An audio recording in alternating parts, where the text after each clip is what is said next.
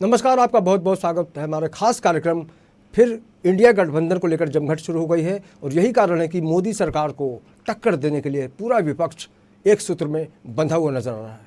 तो निश्चित रूप से कहा जा सकता है कि मोदी सरकार का जो भी स्वरूप है उससे लेकर विपक्ष लगातार अपने आप को कमज़ोर महसूस कर रहा है और यही कारण है कि उसी कमज़ोरी को दर्शाने से वो बचता है और ये दावा कर रहा है। अगर हम लालू यादव की बात करें तो उन्होंने पटना एयरपोर्ट पे साफ साफ कहा है कि 2024 में नरेंद्र मोदी को फिर से प्रधानमंत्री नहीं बनने देंगे। उसी तरह से अरविंद केजरीवाल और कांग्रेस में जो भी खींचतान है वो भी सबके सामने है। तो कुल मिलाकर विपक्ष में अगर एकता होती तो मोदी सरकार डरती या चिंता करती, लेकिन मोदी सरकार की जो स्पीड है उसमें कोई फर्क नहीं पड़ा है विपक्ष के इस गठबंधन से।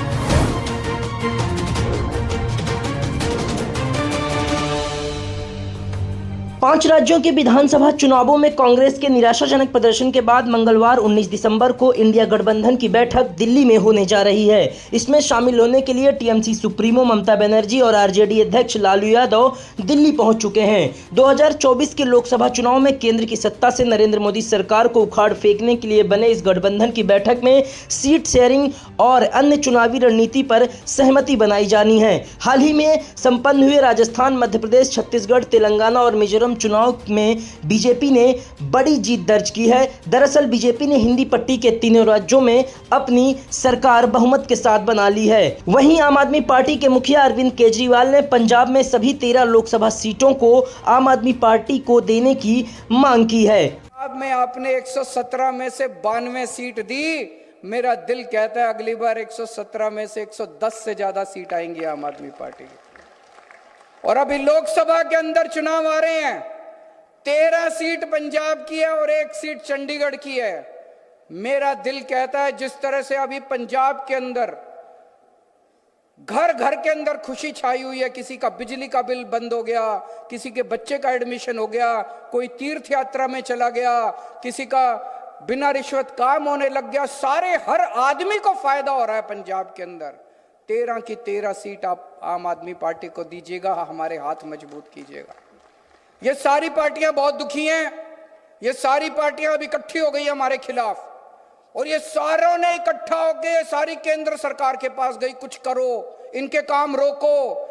हालांकि दिल्ली रवाना होने से पहले राष्ट्रीय जनता दल के अध्यक्ष लालू यादव ने दावा किया है कि इस बार हम केंद्र की नरेंद्र मोदी सरकार को हटाकर ही दम लेंगे।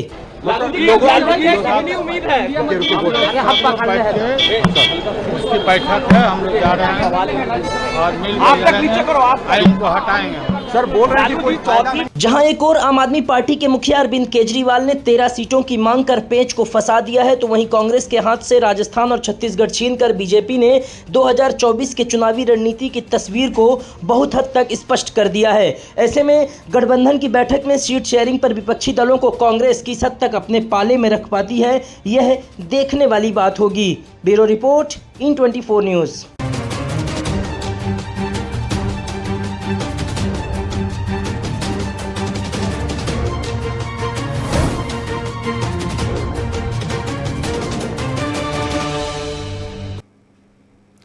तो कुल मिलाकर ये जो सवाल है कि एकता में बहुत बल होता है, लेकिन यहाँ पर तो साफ साफ कहा जा सकता है, महसूस भी किया जा सकता है कि यहाँ पर बल की जगह छल है।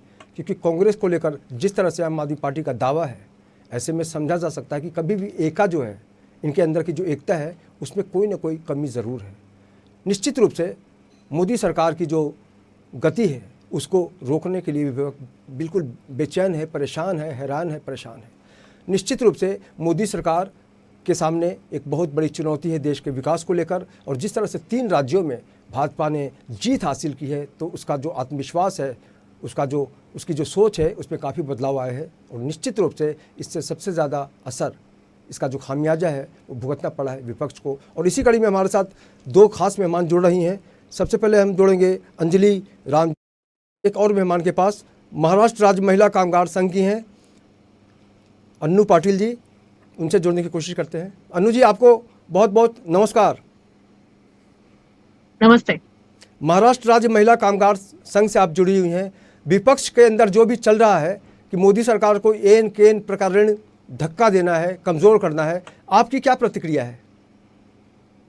देखिए, मैं इस बारे में एक ही बात कहना चाहूंगी आपके माध्यम से कि विपक्ष इंडिया ये एक तरह से खिचड़ी पकाने की कोशिश कर रही है, और जो खिचड़ी पकाने की कोशिश है, जो कोई सामग्री अलग अलग तरह से लाके, तो वो खिचड़ी रंग नहीं लाने वाली, क्योंकि मोदी का जादू वो गए 10 साल से चल रहा है और आने वाले समय में भी बहुत बेहतरीन तरीके से चलेगा। इसके लिए जी। ये विपक्ष का जो भी चाहे कितने भी मीटिंग कर ले, कितने भी गठबंधन का जो कर ले, लेकिन जो उनके बीच में जो एकता नहीं है, उसी का फायदा आज होने वाला है। साथ ही साथ में मुझे ऐसा लगता है कि भारत की जनता को सिर्फ मोदी ही चाहिए, और आने वाले समय में जो दूरदृष्टि रखते हैं उनके लिए मोदी से बेहतर कोई और ऑप्शन है नहीं। उन्होंने कहा है कि भारतीय जनता पार्टी की जो स्पीड है उसको रोकना आसान नहीं है, कांग्रेस को अपनी खामियों को ठीक करना होगा। इसको आप कैसे देखती हैं कि वाकई लगातार विपक्ष जो है कमज़ोर पड़ता नजर आ रहा है? पी चिदम्बरम जी का बयान जो है उसको लेकर आप क्या सोचती हैं अनु जी? मुझे आपकी आवाज क्लियर नहीं आ रही है।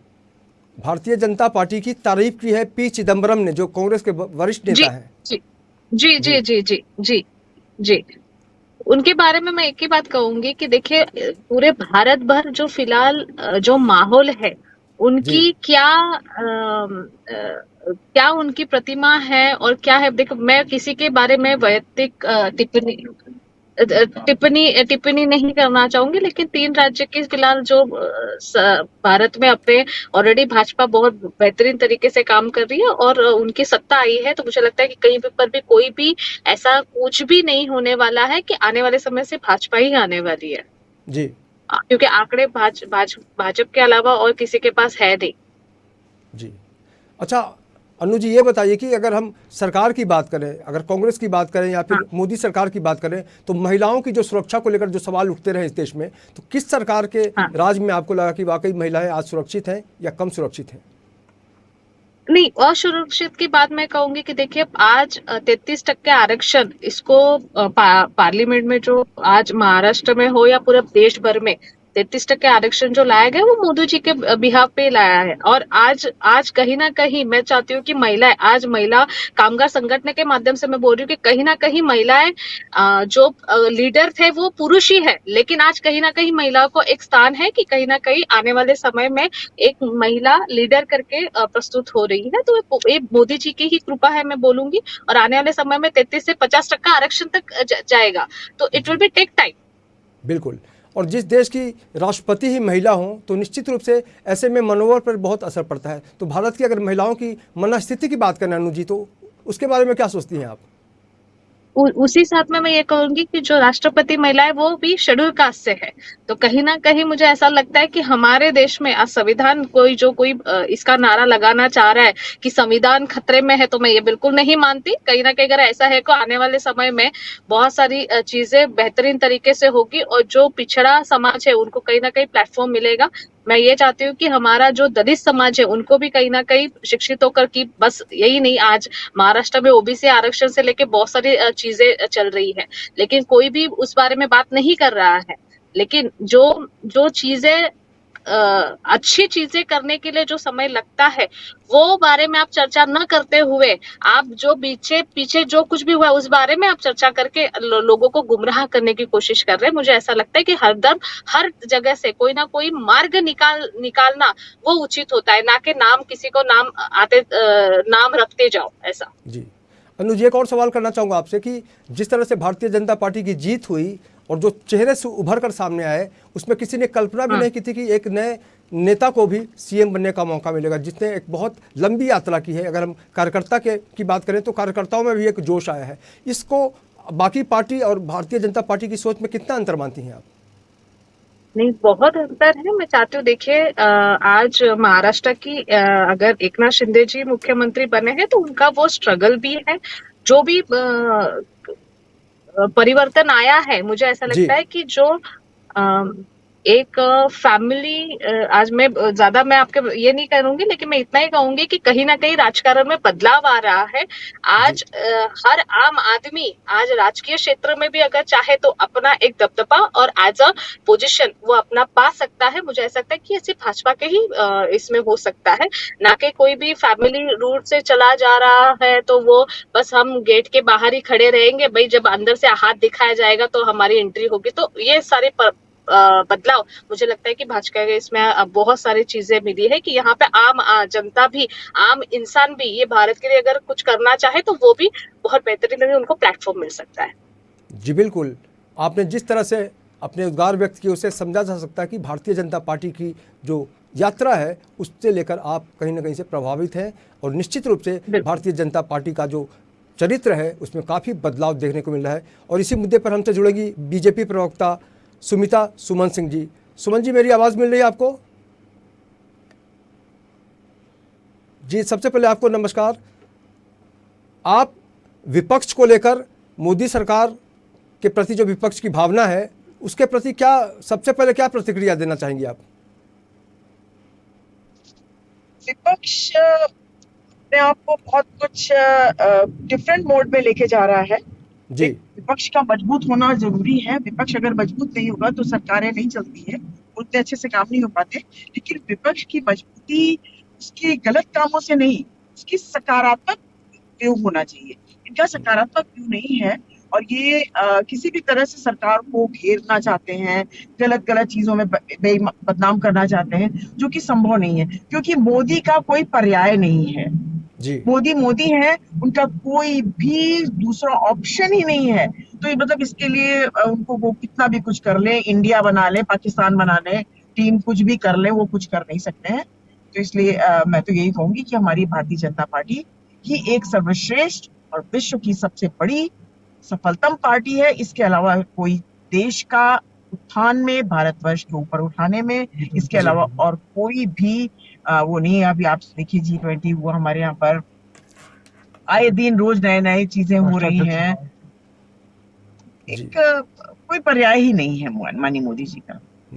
अच्छा, 2-3 सवाल और भी दिमाग में आते हैं कि पी चिदम्बरम जो कांग्रेस के वरिष्ठ नेता हैं उन्होंने बीजेपी की तारीफ कर दी है, और लालू यादव ने साफ साफ कहा है कि 2024 में मोदी जी को प्रधानमंत्री नहीं बनने देंगे।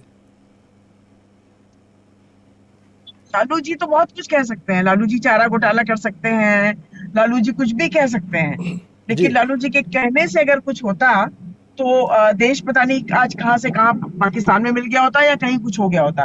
लेकिन लालू जी की बातों को हम लोग एक मजाक में लेते हैं, क्योंकि वो एक मस्खरी ज्यादा करते हैं। उनको मैं मैं उनको नेता नहीं मानती, इसलिए मैं उनकी बात को तूल भी नहीं देना चाहूंगी। और माननीय मोदी जी से उनका कोई कंपैरिजन नहीं है, तो वो कुछ भी बोलते रहे, वो उनको एक खिलवाड़ भी लिया जा सकता है। जैसे मतलब बीजेपी को कोई डरने की जरूरत नहीं है। आप बिल्कुल कोई महत्व देना नहीं चाहती विपक्ष की मीटिंग को? बिल्कुल भी नहीं, बिल्कुल।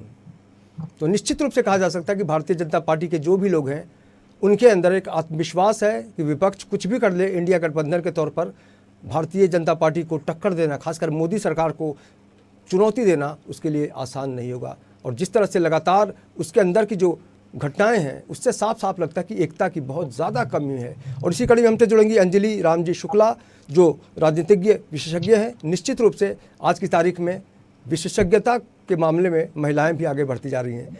अंजलि जी, आपका बहुत बहुत स्वागत है। नमस्कार जी। नमस्कार सर। बताओ राजनीतिज्ञ, आप क्या सोचती हैं कि वाकई भारतीय जनता पार्टी के सामने जो विपक्ष खड़ा हो रहा है उसने नाम दिया है इंडिया गठबंधन और हमने उसका नाम दिया है जमघट, तो आप कैसे देखते हैं इस जमघट को?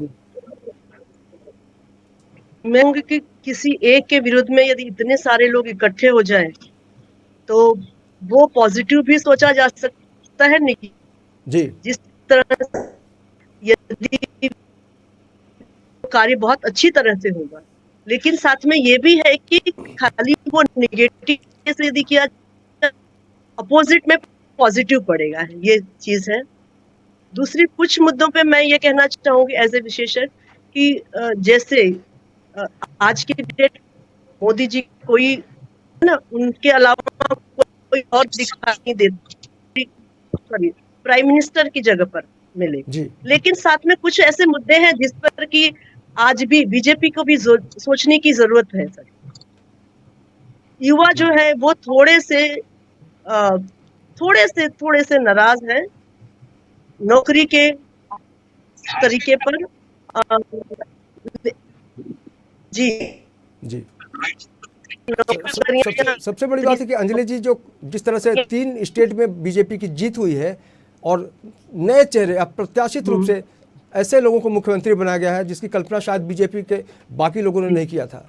ये आपसे जानना चाहेंगे कि इससे कार्यकर्ताओं में, जिस तरह से आपने कहा कि रोजगार को लेकर कुछ लोग निराश हैं, हताश हैं, युवाओं के अंदर जो भी नाराजगी है, अगर भारतीय जनता पार्टी के इस रूप की बात करें तो कैसे क्या कहेंगी आप? नहीं, इस रूप को तो मैं बहुत अच्छी बात मानती हूँ। अच्छी शुरुआत है, ये बहुत अच्छी बात है। ऐसा नहीं है कि जो बनते आया है उसी को मौका दिया जाए। जिसने कुछ चीजें तो देखी गई होंगी अच्छी हैं, इसलिए उनको मौका दिया गया, उनके कार्यप्रणाली को देखा गया। और जहां तक मैंने देखा है कि जिन मुद्दों जो पद दिए गए हैं लोगों को, वो बहुत सोच समझकर और बहुत ही अच्छे व्यक्तियों को दिए गए हैं जिनका राजनीतिक करियर जो है बहुत ही साफ सुथरा रहा है। मैं किसी एक विशेष को नहीं कहूंगी, लेकिन इस मामले में तो मैं मोदी सरकार की बहुत ही सराहना करूंगी कि जब भी पद देने की बात आती है, इसमें कहीं पर भी पार्शियलिटी नहीं होती है, सही व्यक्ति को सही जगह दी जाती है। जी बिल्कुल, I agree with very much. अब चलेंगे सुमिता जी के पास और उनसे जानने की कोशिश करेंगे कि जो भी अलग अलग बयान हो रहे हैं गठबंधन को लेकर, खासकर इंडिया की हम बात करें तो इंडिया का तो गूगल में कुछ अलग ही मतलब निकल कर आता है, लेकिन भारतीय जनता पार्टी की जो नई तस्वीर सामने आई है उसको लेकर आम आदमी के मन में क्या चल रहा है? सुमिता जी, आप क्या सोचती हैं कि वाकई आने वाले दिनों में आम आदमी की सोच का भी इसका असर देखने को मिलेगा?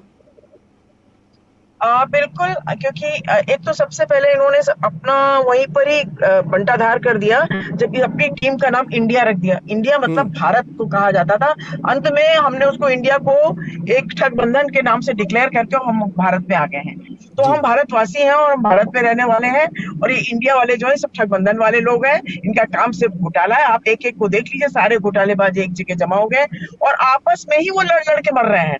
वो आज तक ये निर्णय नहीं ले पाए हैं कि कौन उनके में प्रधानमंत्री बनेगा। हर व्यक्ति प्रधानमंत्री बनने के लिए आतुर है।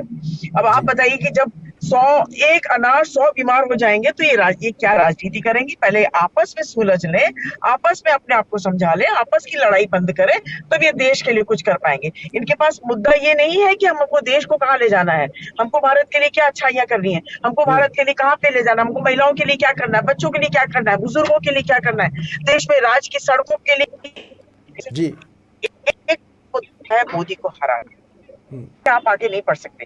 हमारी सरकार भारतीय जनता पार्टी, माननीय मोदी जी, उनकी वो किसको कहां से ढूंढ के लाके एक चेहरा बना देते हैं। वो सोचता रह जाएगा, जो पंक्ति में सबसे पीछे बैठा है उसको लाके चीफ मिनिस्टर बना देना, जो जंगलों में एक छोटी सी झोपड़ी में रहता है, हैंडपंप से पानी पीता है, उस व्यक्ति को उठा के एमपी बना देना। ये सिर्फ और सिर्फ मोदी जी की सोच सकते हैं, भारतीय जनता पार्टी की सोच हो सकती है, इसके अलावा और कुछ नहीं। ये सब खाली परिवार बात कर रहे हैं, खाने की व्यवस्था कर रहे हैं, सोचते हैं एक बार कैसे भी आ जाए ताकि हम जिंदगी भर की अपनी फिर से व्यवस्था कर लें, और वो इनका सपना पूरा नहीं होगा। क्योंकि अभी इस समय मैं आपको बता दूं कि 10 साल की मैं आपको गारंटी दे रही हूँ कि माननीय मोदी जी की ही सरकार यहाँ पर रहेगी, इसके अलावा कोई सरकार आने वाली नहीं है। और ये इसी तरह से भारतीय जनता पार्टी आगे बढ़ेगी। माननीय मोदी जी फिर से एक बार 2024 में प्रधानमंत्री बनेंगे और ये लोग खाली देखते रह जाएंगे। तो बिल्कुल, एक सवाल और आपसे करना चाहूँगा, बहुत ही गंभीर सवाल है। क्या सत्ता के लिए नेता बहुत बेचैन हो जाता है, जिस तरह से गठबंधन के सामने की जो तस्वीर आ रही है? जी बिल्कुल, सत्ता के लिए नहीं बेचैन है वो। सत्ता के लिए इसलिए बेचैन है कि सत्ता हाथ में होगी तो ही वो घोटाले कर सकते हैं, और जितने घोटाले किए हैं उनको उसी में मिटा सकते हैं। अब आप देखिए ना, कांग्रेस का एक जो पकड़ा गया, वो जिसके पास 450 करोड़ रुपए मिला, ये मजाक की बात है?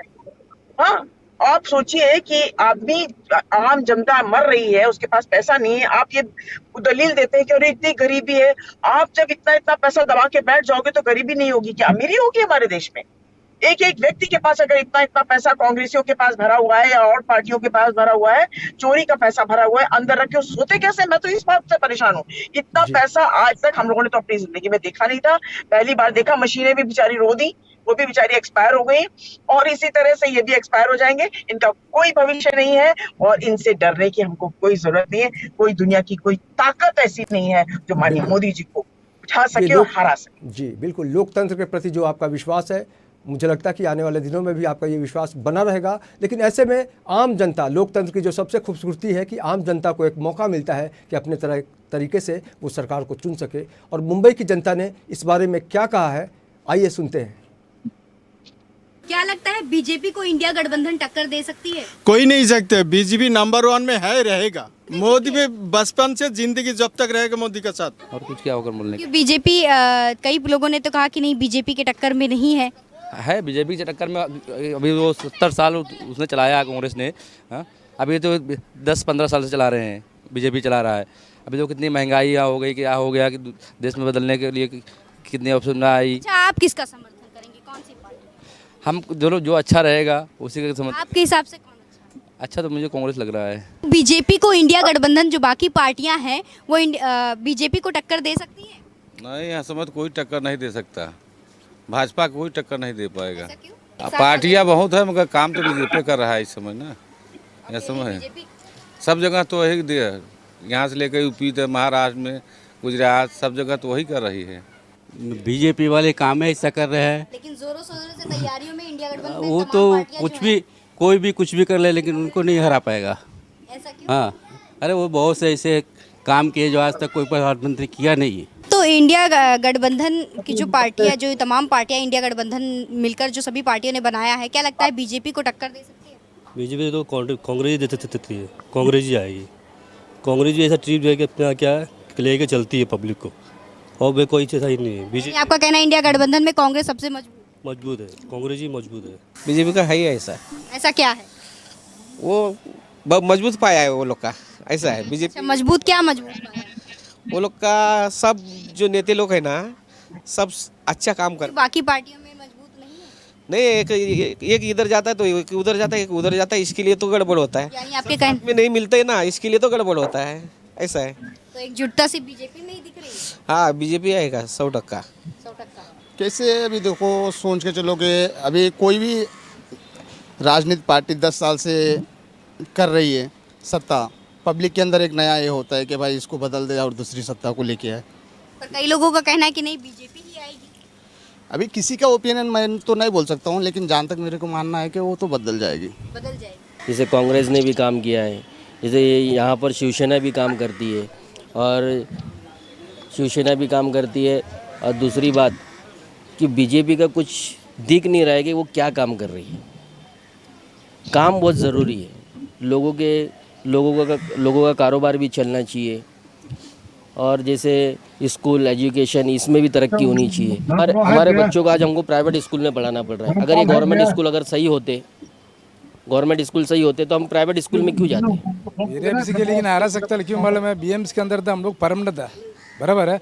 हम लोग को यहाँ नौकरी नहीं दी है, हम लोग को दिल्ली में जाके पास करके लाया, फिर भी हमको इधर नौकरी नहीं दे रहा। नौकरी हटाने के लिए कोशिश कर रहा है, क्यों? वो पूरा प्राइवेट में छोड़ रहे ना, उनको पैसे मिल।